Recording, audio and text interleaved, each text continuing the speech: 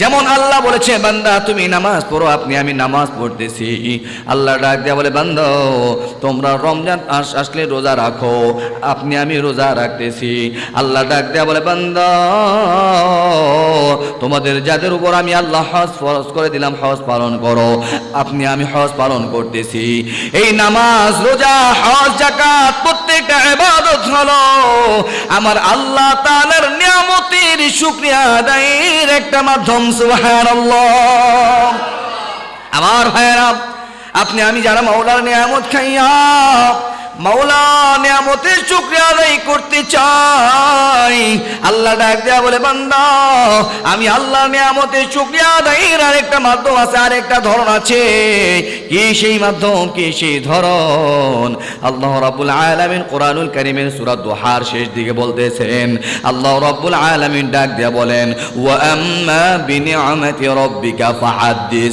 আল্লাহ ডাক দেয়া বলে বান্দা তুমি তোমার প্রভুর নিয়ামতের শুকরিয়া আদায় করো, তুমি তোমার প্রভুর নিয়ামতের ঘোষণা করো। তুমি লোকেদেরকে বলো আমার প্রভু আমাকে এই নিয়ামত দান করেছে, আমার আল্লাহ আপনাকে আমাকে জবান দ্বারা কথা বলার শক্তি দিয়েছে, আমার আল্লাহ আপনাকে আমাকে চক্ষু দ্বারা দেখার তৌফিক দিয়েছে, আমার আল্লাহ আপনাকে আমাকে হাত দ্বারা কাজ করার ক্ষমতা দিয়েছে, আমার আল্লাহ আপনাকে আমাকে পা দ্বারা হাঁটার ক্ষমতা দিয়েছে। ও মুসলমান আল্লাহর গোলাম, আপনার আমার প্রতিটা মানুষের 3.5 হাত বডির মধ্যে আমার আল্লাহ কত হাজার লক্ষ কোটি কোটি নিয়ামত দিয়ে দিয়েছে। আমি মৌলবীর কথা যদি আপনাদের বিশ্বাস না হয়, যারা ডাক্তার গবেষক বিজ্ঞানী কাছে তাদের জিজ্ঞাসা করে দেখুন, আল্লাহ তাআলা আপনার আমার প্রতিটা মানুষের 3.5 হাত বডির মধ্যে কত হাজার হাজার কোটি কোটি নিয়ামত দিয়ে দিয়েছে। সুবহানাল্লাহ। আমার ভাইয়েরা, আপনার আমার ডাইনে তাকান বামে তাকান,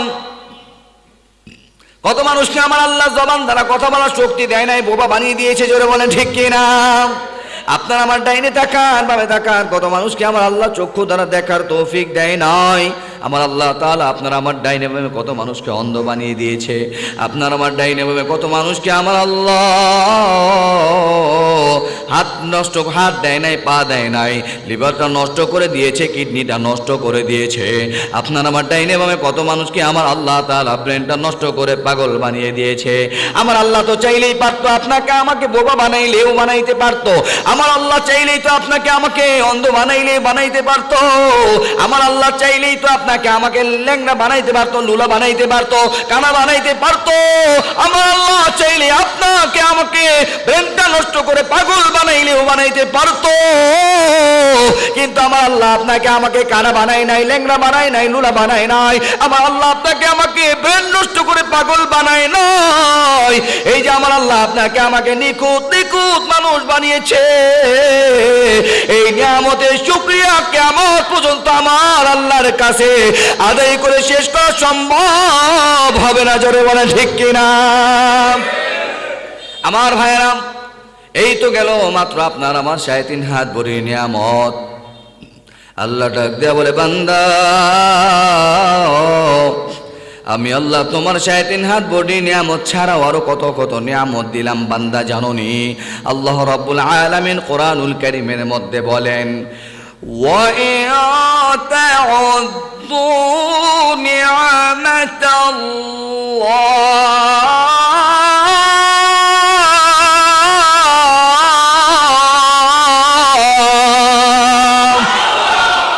আমার আল্লাহ তাআলা ডাক দেয়া বলে বান্দা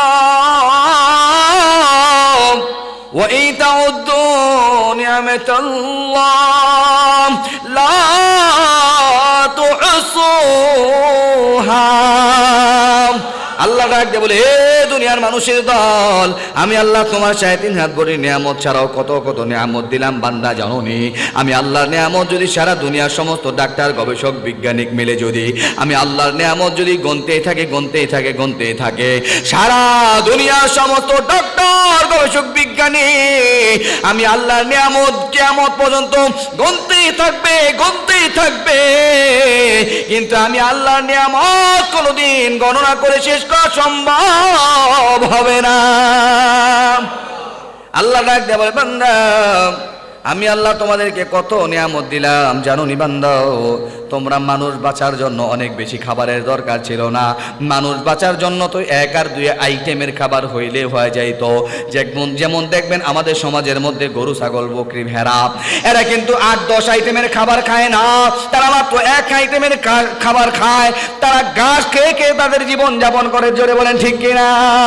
আমার আল্লাহ ডাক দেয়া বলে, বান্দা আমি আল্লাহ চাইলেও তোমাদেরকে গরু, ছাগল, বকরি, ভেড়ার মতো 1 আর 2 আইটেমের খাবার দিলে পারতাম,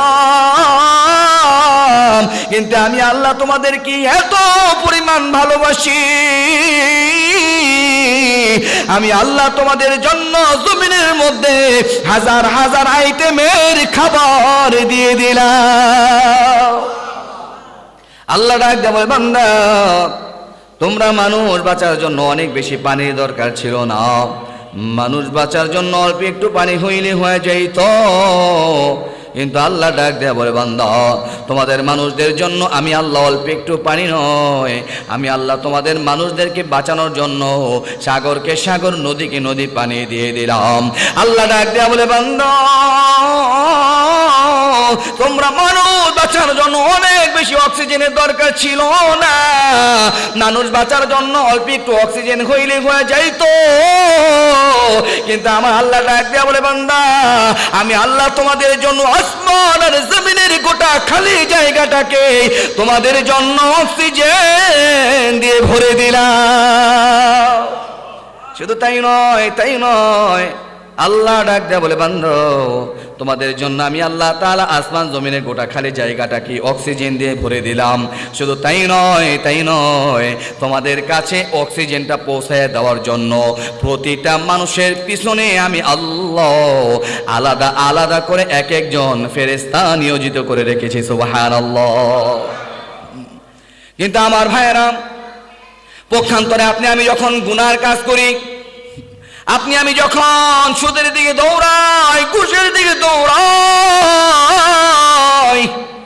আপনি আমি যখন জেনার দিকে দৌড়াই, মদের দিকে দৌড়াই, ওই সমস্ত অক্সিজেনের ফেরেশতারা ডাক দিয়ে বলে, আল্লাহ আপনি বান্দাকে বানাইলেন নামাজ পড়ার জন্য, বান্দাকে বানাইলেন ইবাদত করার জন্য, আপনি বান্দাকে বানাইলেন কোরআন তেলাওয়াত করার জন্য, রোজা রাখার জন্য, কিন্তু বান্দা নামাজ পড়ে না, বান্দা রোজা রাখে না, বান্দা কোরআন তেলাওয়াত করে না, বান্দা সুদের দিকে দৌড়ায়, ঘুষের দিকে দৌড়ায়, বান্দা জেনার দিকে দৌড়ায়, মদের দিকে দৌড়ায়। ও দয়ার মালিক আল্লাহ, আপনার বান্দাটা যখন গুনাহ করতে যায়, আপনি আল্লাহ যদি হুকুম দেন, আমরা আপনার বান্দা যখন গুনাহ করতে যায়, আমরা ওই গুনাহ করা অবস্থায় আপনার বান্দাটাকে অক্সিজেন সরবরাহ করব না। আপনার বান্দার যখন গুনাহ করতে যাবে, আমরা ফেরেশতারা অক্সিজেন সরবরাহ করা বন্ধ করে দেব। কিন্তু আল্লাহ ডাক দেয়া বলে, ফেরেশতার দল খবরদার, আমার কোন বান্দা যখন গুনাহ করতে যায়, আমার বান্দাকে গুনাহ করা অবস্থায় অক্সিজেনটা তোমরা বন্ধ করে দিও না। ফেরেশতারা ডাক দেয়া বলে, আল্লাহ কেন আপনার বান্দা যখন গুনাহ করতে যাবে, আমরা কেন তার অক্সিজেনটা বন্ধ করে দেব না? কেন অক্সিজেনটা বন্ধ করে দেব না গো আল্লাহ? আল্লাহ ডাক দিয়ে বলে, ফেরেশতার দল, আমি আমার বান্দাগুলারে এত আদর করে বানাইলাম, আমি আমার বান্দাগুলাকে এত মায়া করে বানাইলাম, আমার বান্দাগুলাকে আমি আল্লাহ জাহান্নামে দেওয়ার জন্য বানাই নাই। এই জন্যই তো আমার কোনো বান্দা যখন গুনাহ করতে যায়, আমি ফেরেশতাদেরকে ডাক দিয়া বলি, খবরদার, আমার বান্দা গুনাহ করা অবস্থায় অক্সিজেনটা তোমরা বন্ধ করে দিও না। কারণ আমার কোনো বান্দা যদি গুনাহ করা অবস্থায় অক্সিজেনটা বন্ধ হয়ে যায়, আমার বান্দাটা নির্ঘাত গুনাহ করা অবস্থায় মারা যাবে। আর আমার কোনো বান্দা যদি গুনাহ করা অবস্থায় মারা যায়, আমার বান্দাটা নির্ঘাত জাহান্নামে হয়ে মারা যাবে। কিন্তু আমি আল্লাহ আমার বান্দাগুলাকে এত আদর করে বানাইলাম, আমি আমার বান্দাগুলাকে এত মায়া করে বানাইলাম, আমি আল্লাহ তাআলা বান্দাগুলাকে জাহান্নামে দেওয়ার জন্য বানাই নাই। এই জন্য আপনি আমি যখন গুনাহ করতে যাই, ফেরেশতারা অক্সিজেন বন্ধ করে দিতে চায়, আমার আল্লাহ অনুমতি দেয় না। সুবহানাল্লাহ। আমার ভাইয়েরা, শুধু তাই নয়, আপনি আমি যখন একটা গুনার কাজ করি, আপনার আমার ডান কাঁধে বাম কাঁধে আল্লাহ ফেরেশতা রেখেছেন নেক আমল লেখার জন্য, গুনাহ লেখার জন্য। জোরে বলেন ঠিক কিনা? কিন্তু আপনি আমি যখন একটা গুনার কাজ করি, আপনার আমার ডান কাঁধের বাম কাঁধে ফেরেশতারা ডাক দেয়া বলে, আল্লাহ, আপনার বান্দার গুনার কাজ করছে, তারা আমল নামার মধ্যে লিপিবদ্ধ করবো কিনা, জমা করবো কিনা। আল্লাহ ডাক দেয়া বলে, ফেরেশতার দল, খবরদার খবরদার, আমার কোন বান্দা যখন গুনাহ করবে, আমার বান্দা গুনাহ করার সঙ্গে সঙ্গে তার আমল নামার মধ্যে গুনাহ জমা করবা না। ফেরেশতারা ডাক দিয়া বলে, আল্লাহ, কেন আপনার বান্দা গুনাহ করলেও তার আমল নামায় গুনাহ জমা করব না? আল্লাহ ডাক দিয়া বলে, ফেরেশতার দল, আমার কোন বান্দা যখন গুনাহ করে, আমি আল্লাহ তাআলা বান্দার জবানের দিকে তাকায় থাকি, আর আমি আল্লাহ ডাক দেয়া বলে, বান্দা, আমি আল্লাহ তোরে এত মায়া করে বানাইলাম, এত দয়া করে বানাইলাম, আমি আল্লাহ তোরে জাহান্নামে দেওয়ার জন্য বানাই নাই। এরে বান্দা, তুমি ইবলিস শয়তানের ধোকায় পড়ে গুনাহ করছো, তোমার কোনো চিন্তা নাই, পেরেশান নাই। এরে বান্দা, তুমি গুনাহ করার পর 24 ঘন্টা অতিক্রম হওয়ার পূর্বেই যদি তুমি তোমার গুনার জন্য তওবা করতে পারো, আমি আল্লাহ তোমার আমল নামার মধ্যে কোনো গুনাহ লিখতে দেব না। আমার ভাইয়েরা, পক্ষান্তরে আপনি আমি যখন নেক আমল করি, ফেরেশতারা ডাক দিয়ে বলে, আল্লাহ, বান্দা গুনাহ করলে 24 ঘন্টা অপেক্ষা করার কথা বললেন, তারপরে লেখার কথা বললেন, বান্দা তো এখন নেক আমল করছে, 24 ঘন্টা অপেক্ষা করব কিনা? আল্লাহ ডাক দিয়ে বলে, খবরদার খবরদার, আমার কোন বান্দা যদি গুনাহ করে, ওই গুনাহ লেখার জন্য 24 ঘন্টা অপেক্ষা করবা, কিন্তু আমার কোন বান্দা যদি নেক আমল করে, আমার বান্দার আমল নামার মধ্যে জমা করতে 1 সেকেন্ডও দেরি করবা না। সুবহানাল্লাহ। শুধু তাই নয়, তাই নয়, আল্লাহ রাব্বুল আলামিন কোরআনুল কারীমের মধ্যে বলেন, মা জাআ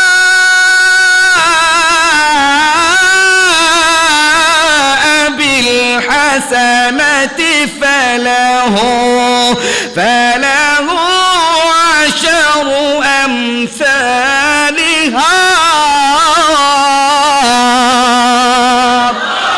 قادر قطداري بركمال أنت ربي أنت حسبي ذو الجلال توهي قادر جليل الله جهادار بهر حالي توهي मेरा निगहदा जोरे बोले अल्लाहु আকবার।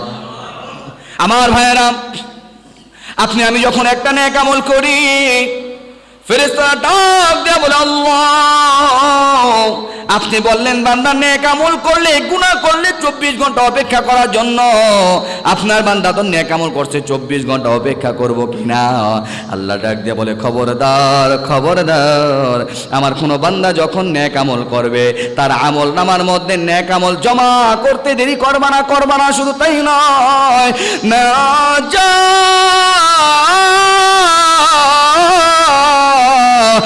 بالحسنة فله عشر أمثالها। আল্লাহ ডাক দিয়ে বলে, ফেরেশতার দল, আমার কোন বান্দা যখন একটা নেক আমল করবে, আমার বান্দার আমল নামার মধ্যে সাথে সাথে 10 গুণ বাড়ায় লিখবা। সুবহানাল্লাহ। আমার ভাইরা, আমার আল্লাহর দয়া আপনার আমার প্রতি কত বেশি, আমার আল্লাহ আপনারে আমারে কত মায়া করে। দেখেন, আল্লাহ বলে, গুনাহ করছো, 24 ঘন্টা সময় দিলাম, তওবা করো। যদি তওবা করতে পারো, আমি আল্লাহ তোমার আমল নামার মধ্যে গুনাহ লিখতে দেব না। আর যদি আপনি আমি একটা নেক আমল করি, আল্লাহ কয়, খবরদার ফেরেশতার দল, আমার বান্দার নেক আমল করলে জমা করতে দেরি করবে না। শুধু তাই নয়, তাই নয়, আমার বান্দা যদি নেক আমল করে একটা, আমার বান্দার আমল নামার মধ্যে বাড়ায়া বাড়ায়া লিখবি 10টা। জোরে বলি সুবহানাল্লাহ। এই জন্য আমার ভাইরা, কষ্ট হচ্ছে আপনাদের, আরেকটু চলবে ইনশাআল্লাহ, আরেকটু চলুক ইনশাআল্লাহ। যেহেতু আমাদের আজকের মাহফিলের প্রধান আকর্ষণ, আমাদের সকলের কলিজার টুকরা, আমাদের মাথার তাজ, বাংলাদেশের লক্ষ লক্ষ উলামা ইকরামের সেরে তাজ, আমার বাবা আল্লামা ডক্টর মুফতি শহীদুল্লাহ উজনবী হাফিজাহুল্লাহ, অনেক বড় ব্যক্তিত্ব, অনেক বড় আলেম। আমার বাবারও শায়েখ ছিলেন যিনি, আল্লাহর কুতুব, ওই নানুপুর মাদ্রাসার আল্লাহর কুতুব জমিরউদ্দিন রহমতুল্লাহ আলাই। আপনারা শুনলে আশ্চর্যিত হয়ে যাবেন, আজও পর্যন্ত যার কবর থেকে মেশকে আম্বরের মতো ঘেরান করে। জোরে বলে সুবহানাল্লাহ। অনেকে বলে হুজুর করে না তো, আমরা তো গেছি দেখি না। আরে ভাই, মেশকে আম্বরের ঘেরান আল্লাহর ওলি কুতুবের কবর থেকে ঠিকই আসে, কিন্তু ওইটা নেওয়ার জন্য নাক তো লাগবে, কি বলেন ঠিক কি না? আপনার আমার নাক, আপনার আমার চোখ, আপনার আমার হাত পা জবানগুলা দুনিয়ার মধ্যে আইসা গুনাহ করতে করতে করতে করতে আমাদের নাক নাপাক হয়ে গেছে, আমাদের কান নাপাক হয়ে গেছে গান শুনতে শুনতে, আমাদের চোখগুলা গুনাহ দেখতে দেখতে নাপাক হয়ে গেছে। এখন আমরা এটা পাবো কোথায়, কি বলেন ঠিক কি না? যাই হোক, সেই আল্লাহর ওলি কুতুবুল আলম আল্লামা শাহ জমিরউদ্দিন রহমতুল্লাহ আলাইহি সাহেব, যারা নানুপুর মাদ্রাসা শাইখুল হাদিস কুতুবুল আলম ওলি ইবনে ওলি আল্লামা কুতুবউদ্দিন হাফিজাহুল্লাহ কিছুক্ষণের মধ্যেই আমাদের মাঝে চলে আসবে। সকলে বলে আলহামদুলিল্লাহ। হযরত আসার আগ পর্যন্ত দু চারটা কথা বলবো, আপনাদেরকে বিরক্ত করব। আপনাদের কষ্ট হচ্ছে না তো ইনশাআল্লাহ? আর একটু চলবে না শেষ করে দেব? চলবে তো ইনশাআল্লাহ? তাহলে তো একটা তাকবীর দেন তো, লিল্লাহি তাকবীর, লিল্লাহি তাকবীর। আলহামদুলিল্লাহ। মুসলমান যখন আল্লাহু আকবারের আওয়াজ দেয়, বাতিল তখন কম্পন সৃষ্টি হয়ে যায়। জোরে বলেন ঠিক কি না?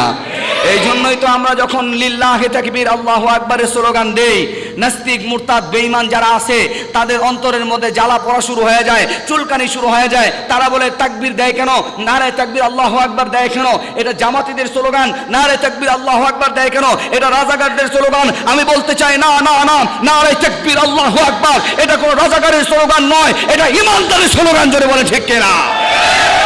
নারে তাকবীর আল্লাহু আকবারের আওয়াজের পাওয়ার কত, এটা বুঝার জন্য অনেক বেশি দূরে যাইতে হবে না।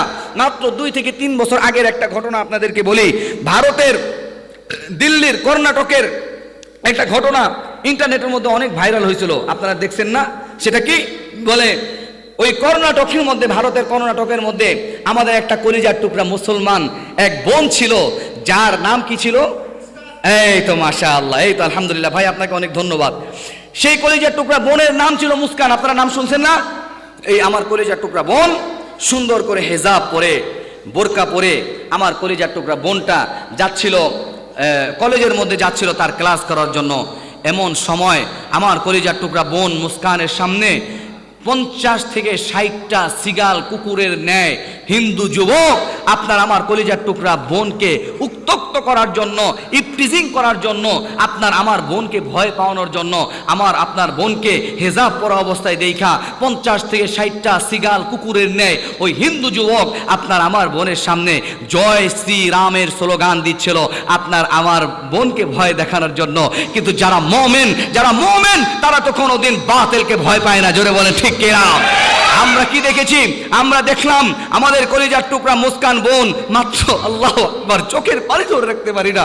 আমাদের কলিজার টুকরা বোন মুস্কান যখন ওই 50 থেকে 60টা ওই সিগাল কুকুরের ন্যায় যুবক যখন জয় শ্রীরামের স্লোগান দিচ্ছিল, আপনার আমার কলিজার টুকরা বোন, আমাদের মুসলমান বোন মুস্কান আল্লাহু আকবার ধ্বনি যখন দিয়েছে, 50 থেকে 60টা ওই যুবক সিগাল কুকুর তারা আমার বোনের আল্লাহু আকবারের তাকবীরের কাছে পরাজিত হতে বাধ্য হয়েছে। জোরে বলে ঠিক কিনা?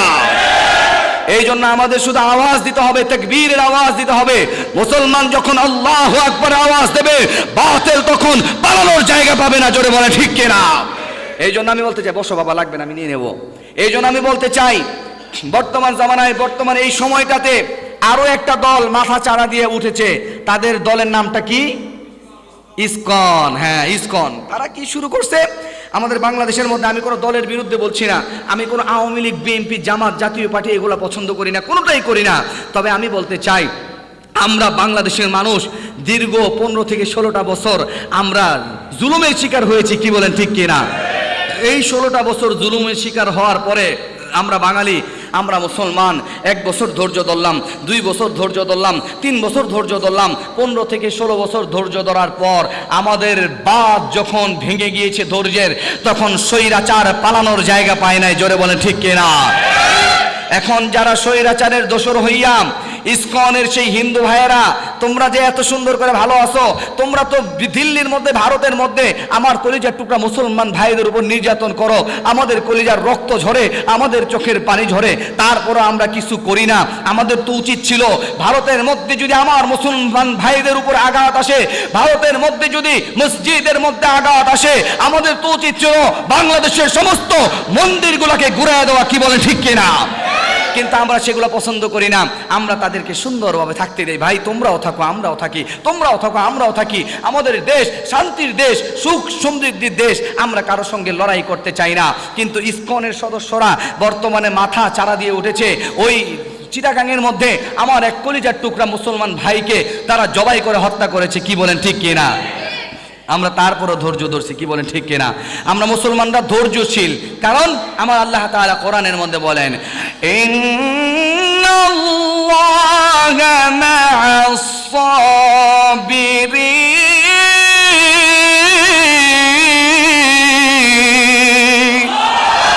আল্লাহ তাআলা আমাদেরকে ধৈর্য ধরার কথা বলছে এই জন্য। আর নাইলে বাংলাদেশের মধ্যে ইসকনের এতক্ষণের নাম নিশানাও খুঁজে পাওয়া যাইতো না। জোরে বলে ঠিক কিনা? এই জন্য আমাদের প্রস্তুত থাকতে হবে। যদি ইসকনের বিরুদ্ধে যদি আবার আমাদের ওলামা একরাম মাথার তাজ যদি ডাক দেন, আমাদের কলিজার রক্ত দিয়া, জীবন দিয়া আমরা বাংলাদেশের মুসলমানদেরকে হেফাজতের জন্য, আমার নবীর ইজ্জত হেফাজতের জন্য আমরা কারা কারা তৈরি আছি। লিল্লাহি তাকবীর। আল্লাহ তাআলা আমাদের কবুল করুন, সকলে বলে আমিন। কষ্ট হচ্ছে আপনাদের না? আপনাদেরও সমস্যা হচ্ছে? আমরা মাহফিলগুলোর মধ্যে যদি তাকবীর দেই, আল্লাহু আকবার, নারে তাকবীর, আল্লাহু আকবার আওয়াজ দেই, কিছু কিছু মানুষদের সমস্যা হয়ে যায়, বলে কি বলে, ওয়াজ মাহফিলের মধ্যে রাজনীতিক আলোচনা করবেন না। এরকম আল্লাহর বান্দা দুনিয়ার মধ্যে আছে না? নাই? যে সমস্ত আল্লাহর বান্দারা এরকম আছে, আমি তাদের জন্য মন থেকে দোয়া করি, আল্লাহ তাআলা তাদেরকে হেদায়েত দান করুন, সকলে বলে আমিন। আমার ভাইরা আসুন, আপনাদের খেদমতে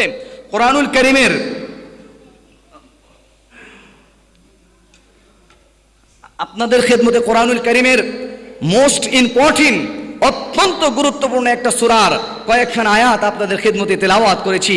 মুহাদ্দিসিনদের নিকট লক্ষ লক্ষ প্রসিদ্ধ হাদিস থেকে ছোট্ট একখান হাদিস আপনাদের খেদমতে পেশ করেছি।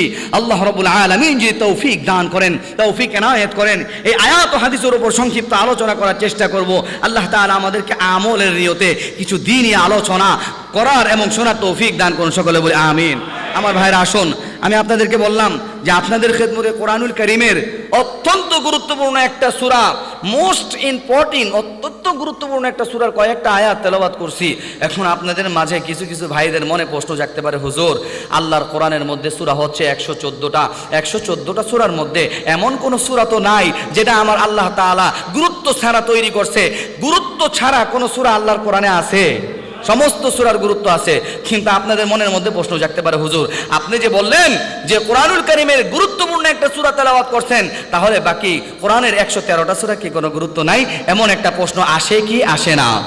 আমার ভাইয়েরাম, আল্লাহ রাব্বুল আলামিন ডাক দেয়া বলে, বান্দাম কোরআনুল কারীমের মধ্যে 114টা সূরার সবগুলা সূরায় আমি আল্লাহর কাছে অবশ্যই গুরুত্ব রাখে।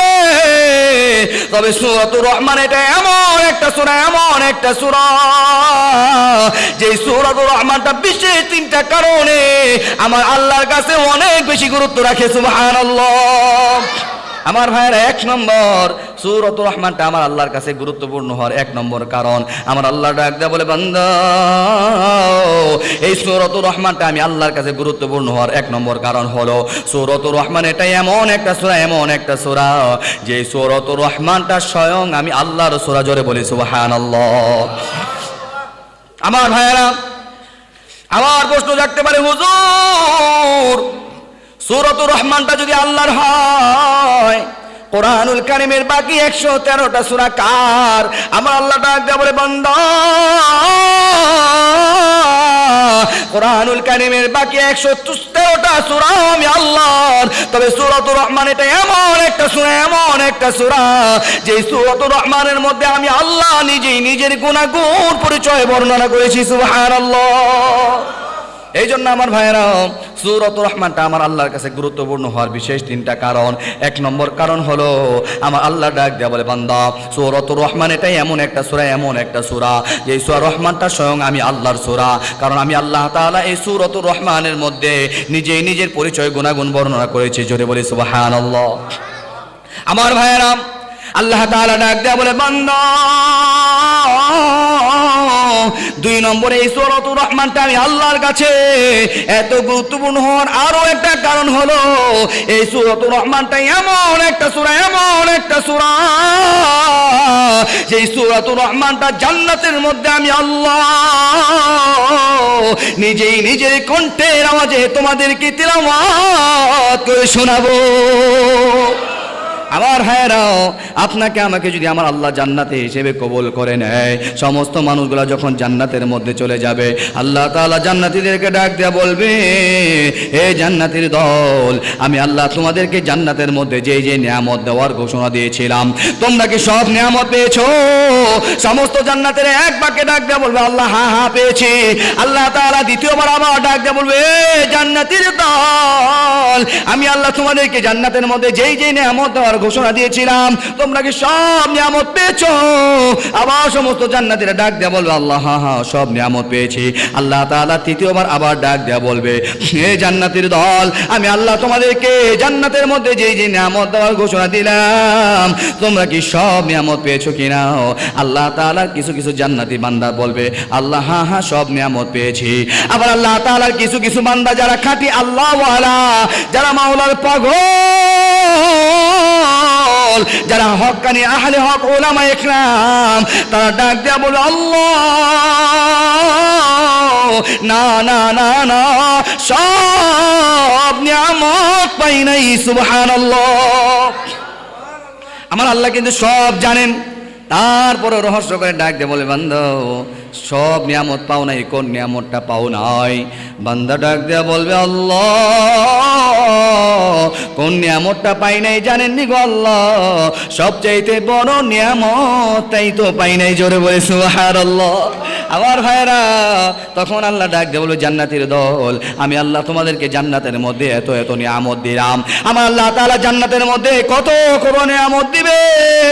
আল্লাহ ডাক দিয়ে বলে, এ দুনিয়ার মানুষের দল, আমি আল্লাহ জান্নাতের মধ্যে সবচাইতে ছোট জান্নাত যে বান্দাকে দেব, ওই জান্নাতটা হবে এই দুনিয়ার 10 দুনিয়ার সম পরিমাণ বড়। আল্লাহ ডাক দিয়ে বলে, এ দুনিয়ার মানুষের দল, ওই জান্নাতের মধ্যে আমি আল্লাহ এক একজন জান্নাতীদেরকে এমন সুন্দর সুন্দর নেককার হুর দান করব, এমন সুন্দর সুন্দর নেককার বিবি দান করব। আমি আল্লাহ তাআলা জান্নাতের হুরগুলাকে এত সুন্দর করে বানাইলাম। আমি আল্লাহ তাআলার বানানো জান্নাতের কোন হুর যদি আমি আল্লাহ তাআলার আসমানটা ভেদ করিয়া দুনিয়ার মানুষদেরকে যদি তার মাত্র একটা আঙ্গুল দেখাই দিত, তো আমি আল্লাহ তাআলা জান্নাতের হুরগুলাকে এত সুন্দর করে বানাইলাম। আমার জান্নাতি হুরে একটা আগুনের সৌন্দর্যের ঝলকানির কারণে গোটা দুনিয়ার সমস্ত মানুষগুলা অজ্ঞান আর বেহুশ হয়ে যাইত।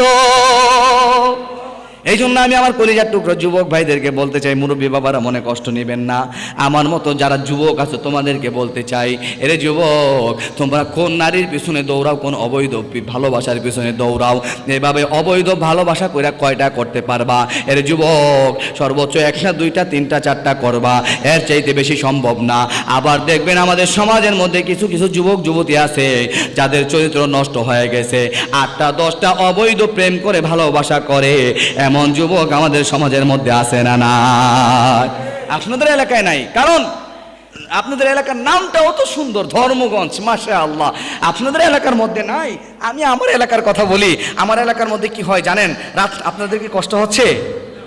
চলবে তো ইনশাআল্লাহ। একটু রাত্র যখন 12টা বেজে যায়, আমি আমার এলাকার যুবকদের কথা বলতেছি, এই এলাকার যুবক যারা আছো তোমরা আবার মনে কষ্ট পাইও না। আমার এলাকার মধ্যে রাত্রে যখন 12টা বেজে যায়, তো যুবক কিছু কিছু যুবকদের অবস্থাটা এমন হয়ে যায়, মোবাইলটা হাতের মধ্যে নেয়, মোবাইলটা হাতের মধ্যে নিয়ে টিং টিং টিং টিং করে নাম্বার টিপে ফোন দেয়, হ্যালো জান কেমন আছো, বাবু খাইছো, বলে কি বলে না? কি করে? আধা ঘন্টা কথা কয়।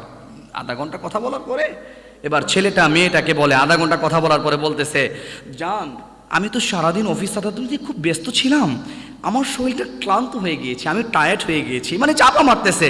আসলে কিন্তু এটার সারাদিন অফিস আদালত বলতে কিছুই নাই।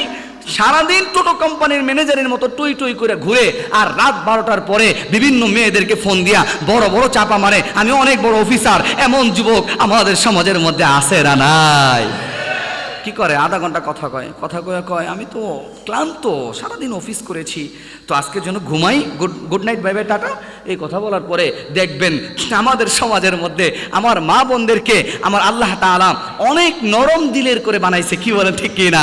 তাদেরকে আমি 9-6 যেমনে যা বুঝ দেই তারা সেটাই মেনে নেয়। এখন যুবকটা যখন যুবতীকে ডাক দেয়া বলে, শোনো আমি তো খুব ব্যস্ত অফিস আদালত নিয়ে, আমার শরীরটা ক্লান্ত হয়ে গেছে, টায়ার্ড হয়ে গিয়েছে, তো আজকের জন্য রাখি। তো বেচারি গার্লফ্রেন্ড মেয়েটা মনে করে কি আসলেই বুঝে সে অনেক বড় অফিসার, তার শরীরটা ক্লান্ত, বলে কোনো সমস্যা নাই, ডোন্ট ওয়ারি, নো প্রবলেম, তুমি ঘুমাও। এই কথা বলে আধা ঘন্টা কথা কইয়া একটারে ঘুম পাড়ায়, আবার মোবাইল নিয়ে নাম্বার টিপা আবার আরেকটারে কল দেয়, ওইটার সাথে আধা ঘন্টা কথা বলে, আবার ওইটার সাথে আধা ঘন্টা কথা বলে একই ডায়লগ, সেম ডায়লগ দিয়া আবার ওইটার রেখে আরেকটারে কল দেয়। এইভাবে কথা বলতে বলতে সারা রাত অতিক্রম হয়ে যায় গুনার মধ্যে। এমন যুবক যুবতী আমাদের সমাজের মধ্যে আছে না নাই? কিন্তু যুবক, তোমাকে বলতে চাই, এভাবে অবৈধ ভালোবাসা করে কয়টা ভালোবাসা করতে পারবা?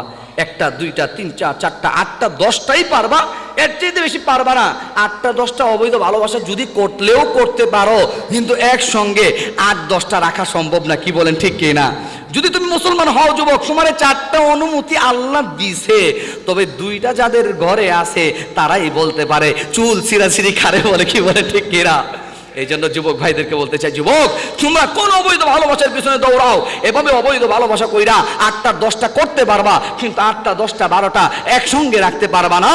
কিন্তু আমার দয়ার নবী, আমার মায়ার নবী, দো জাহানের সরকার নবী আমার ডাক দেয়া বলে, যুবক তুমি যদি দুনিয়ার অবৈধ ভালোবাসা ছেড়ে দাও, এ যুবক তুমি যদি দুনিয়ার অবৈধ ভালোবাসা ছেড়ে আমি নবীর রঙে যদি তুমি রঙিন হতে পারো, এ যুবক তোমার মাথাটা যদি আমি নবীর সুন্নতের রঙে রঙিন হয়ে যায়, এ যুবক তোমার গালটা যদি আমি নবীর সুন্নতের রঙে রঙিন হয়ে যায়, এ যুবক তোমার শরীরের পোশাকটা যদি আমি নবীর সুন্নতের রঙে রঙিন হয়ে যায়, এই যুবক তুমি যদি আমি নবীর সুন্নতের রঙিন হয়ে যাইতে পারো, এই সমস্ত যুবকদেরকে আমার আল্লাহ ডাক দেয়া বলে, আমার আল্লাহর নবী ডাক দেয়া বলে, যুবক তুমি যদি আমি নবীর সুন্নত তরিকায় চলতে পারো, আমি নবীর সুন্নত তরিকায় রঙের রঙিন হতে পারো, তোমরা এক একটা যুবক যখন জান্নাতের মধ্যে যাবা, আমার আল্লাহ তাআলা এক একজন যুবকদেরকে 1টা 2টা 3টা 4টা 8টা 10টা নয়, এক একজন যুবকদেরকে আমার আল্লাহ জান্নাতের মধ্যে 70-70টা করে নেককার জান্নাতি হুর, জান্নাতি গার্লফ্রেন্ড দান করবে। জোরে বলি সুবহান। এই জন্য যুবক ভাই যারা আছো, আজকের এই মাহফিল থেকে তোমাদেরকে ডিসাইড করতে হবে, সিদ্ধান্ত নিতে হবে কি করবা। তোমরা কি এভাবে অবৈধ ভালোবাসা করবা, নাকি জান্নাতের হুরের পিছনে দৌড়াইবা? রাজি আছো তো ইনশাআল্লাহ?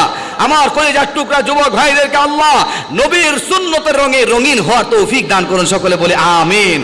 তাহলে যারা যুবক আছো, আজকের এই মাহফিল থেকে তোমরা পাক্কা ইরাদা করো যে ইনশাআল্লাহ আজকে থেকে আমরা অবৈধ ভালোবাসা আর করব না, আমাদের গার্লফ্রেন্ডের সঙ্গে আমাদের ব্রেকআপ। রাজি আছো তো ইনশাআল্লাহ? ওই যে মুরব্বীরা ইনশাআল্লাহ, যুবকটি চুপ করে রয়েছে। আল্লাহ তাআলা আমার কলিজার টুকরা যুবকদেরকে কবুল করুন, সকলে বলে আমিন।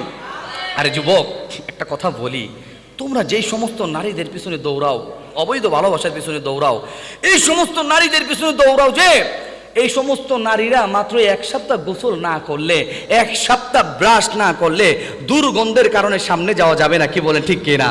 কিন্তু এই সমস্ত যুবকরা যখন জান্নাতের মধ্যে যাবে, আমার আল্লাহ জান্নাতি গার্লফ্রেন্ড, জান্নাতে হুর যে যুবকদের জন্য দিয়ে রেখেছেন, এই সমস্ত জান্নাতে হুরদেরকে আমার আল্লাহ কেমন সুন্দর করে বানাইছে, কেমন করে বানাইছে বলে, তাদের মুখে ব্রাশ করতে হবে না, তাদের মুখে তো কোনোদিন দুর্গন্ধ হবে তো দূরের কথা, বরঞ্চ জান্নাতের কোন হুর যদি দুনিয়ার সমুদ্রের মধ্যে যদি তাদের সামান্য থুথু আর লালা ফেলে দিত, তো দুনিয়ার সমুদ্রের পানিগুলা চিনির মতো মিষ্টি হয়ে যেত। জোরে বলি সুবহান। এই জন্য আমার কলিজার টুকরা যুবক ভাইদেরকে আল্লাহ নবীর আশিকের নবীর সুন্নতের রঙে রঙিন হওয়ার তৌফিক দান করুন, সকলে বলে আমিন। আসুন আমার ভাইয়েরা, এই যে মাইকের আওয়াজ, এটা কি শুধু পুরুষদের কানে যাচ্ছে না এই এলাকায় আমার মা বোনের কানেও যাচ্ছে? কি যাচ্ছে না? এখন কিছু কিছু মা বোন মনে মনে বলবে, হুজুর শুরুতে তো সুন্দর সুন্দর বয়ান করতেছিলেন, মিষ্টি মিষ্টি বয়ান, মজাই লাগতেছিল, কিন্তু আপনি কি বললেন আমরা মহিলারা 1 সপ্তাহ গোসল না করলে, 1 সপ্তাহ ব্রাশ না করলে দুর্গন্ধের কারণে সামনে যাওয়া যায় না। আপনারা বেড়ারা কি বালা নেই, কি বলে ঠিক কিনা? আবার কিছু কিছু মা মন খারাপ করে বলতে পারে, হুজুর আপনি বুঝি আমাদেরকে অপমান করলেন। আমি বলতে চাই, মা, ও আমার পর্দার আড়ালে মা, আমার কলিজার টুকরা মা, আমি আপনাকে অপমান করি নাই। কেন আমি আপনাকে অপমান করব? আমিও তো আপনার মতো কোনো একজন মায়ের সন্তান, কি বলে ঠিক কিনা? আরে ওলামা একরাম তো মা বোনদেরকে অপমান করতে পারে না, বরঞ্চ ওলামা একরাম এবং কোরআন হাদিস আমার মা বোনদেরকে এত ইজ্জত আর সম্মান দিয়েছে, পৃথিবীর কোনো রাষ্ট্র, পৃথিবীর কোনো সংবিধান আমার মা বোনদেরকে এত ইজ্জত আর সম্মান দিতে পারে না। চিৎকার করে বলেন ঠিক কিনা? কিন্তু এখানেও বেজাল আছে, কি ঠিক কিনা?